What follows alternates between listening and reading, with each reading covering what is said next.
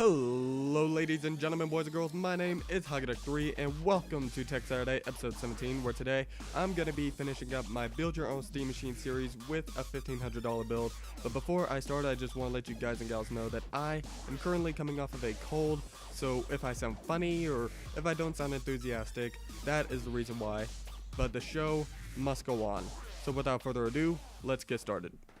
So to kick off the build, I decided to go with the AMD FX 8350 as the processor. This is an 8-core processor clocked at 4 GHz. That is the base clock, that is not a boost clock. This CPU does not have hyperthreading because that is an Intel only thing, and it has a TDP of 125 watts. So the reason why I chose the 8350 over the i7 was because I really saw no point in putting an i7 in this machine. Because let's face it, if you're just building this machine for gaming, there really is no point in spending $300 on a CPU when you could get around the same performance with an 8-core processor from AMD for half the price.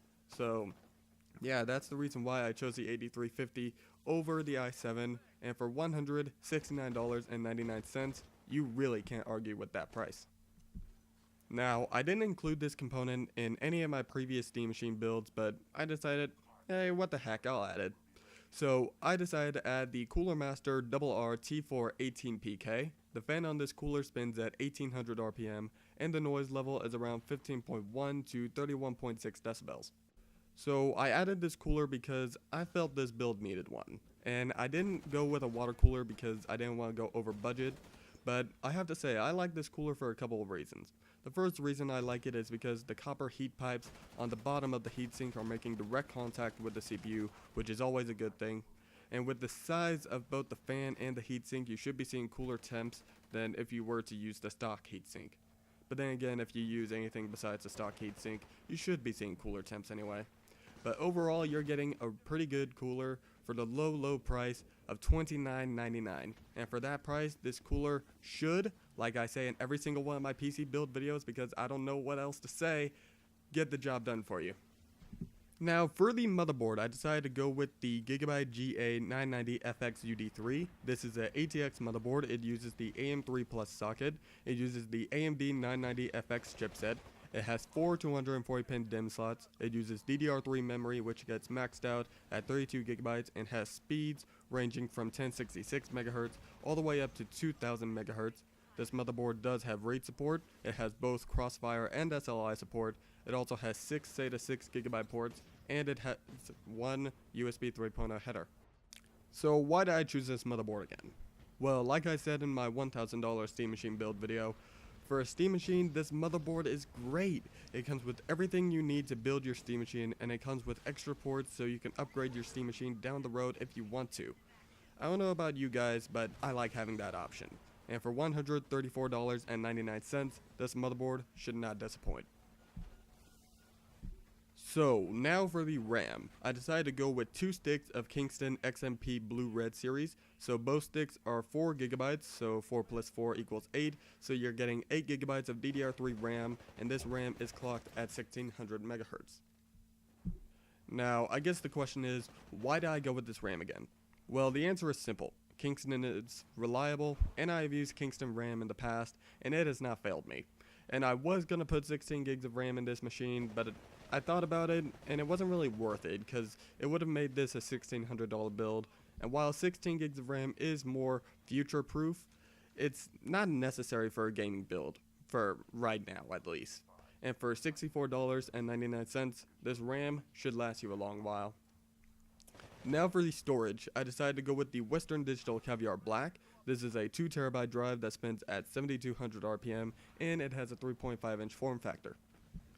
Now I chose this drive again because, just like with the RAM, if I had gone past 2 TB, then I would have gone over the budget, and I did not want to do that. And, you know, 2 TB isn't that bad. And if you do run out of storage, you can always add another drive in the future. And for $148.99, this drive is a great choice for this build and any other build for that matter. And now, ladies and gentlemen, it is time to reveal the graphics card for this build. Drum roll, please. For the GPU, I decided to go with the PowerColor Radeon R9 290X. So this card has 4 GB of GDDR5 memory. It has a core clock speed of 1.05 GHz. This card supports 4-way crossfire configurations. It has 2 DVI-D dual-link ports, 1 display port, 1 HDMI port, but that's not all. This card also has a TDP of 300 watts. So why did I go with this card instead of something like a 780 Ti? Well, what it basically came down to was price. So the cheapest 780 Ti I could find was $650, while this card runs for only $580.98. And also, there is almost no performance difference between the 780 Ti and the R9 290X. What it really comes down to is personal preference, because in some games the 780 Ti will beat the R9 290X and vice versa. But either way, you're going to be getting a great gaming experience, so no worries there. Now, I feel I may have gone a bit overboard with the power supply for this build, but I chose this power supply because I just wanted to make sure you guys and gals had all the power you needed for right now and for down the road. So for the power supply, I went with the EVGA Supernova 1300 G2. So this is a 1300 watt power supply that is fully modular, and it is 80 plus gold certified. So I know what you're thinking, and the answer is yes. 1300 watts is a little bit of an overkill with this build, but I decided to go with it anyway because, well, you know, you never know, maybe down the road you might want to add another R9 290X and crossfire it if the price goes down. Or maybe you want to put in more hard drives so you can have more space, or maybe you want to do both of those things. But whatever the case may be, you can rest assured that this power supply will be able to power your system now and whatever else you may put in it down the road, all for just $224.99. And last but surely not least, the case. So for the case, I went with the Corsair Vengeance C70. This is an ATX mid-tower case. The color of the case is white, but you can also get it in black and some other color, but I can't remember what the other color is at the moment. It also has 2 front panel USB 3.0 ports, 3 external 5.25 inch bays, 6 internal 3.5 inch bays, and the dimensions are 19.69 inches in length, 9.09 inches in width, and 20.94 inches in depth. So why did I choose this case? Well, I chose this case for a couple of reasons. Number 1, the price, which I will tell you guys in a minute. 2, it comes with 3 120mm fans pre-installed with mounting points for 7 more fans. That's crazy. 3, it's made out of steel, which is pretty nice. And 4, it got 5 out of 5 eggs on Newegg, which is always nice to see. And for $109.99, you're getting a good quality case from a reliable company for a great price. And that, ladies and gentlemen, is the build. So the estimated wattage that this machine will be using is 535 watts. So like I said, that 1300 watt power supply is a bit of an overkill. But hey, at least you know whatever you add to this computer in the future, that 1300 watt power supply will be able to power it. And the total cost of this machine comes out to $1,464.91. So I hope you guys and gals enjoyed the video. If you did, make sure to hit that like button. If you didn't enjoy the video, go ahead and hit that dislike button.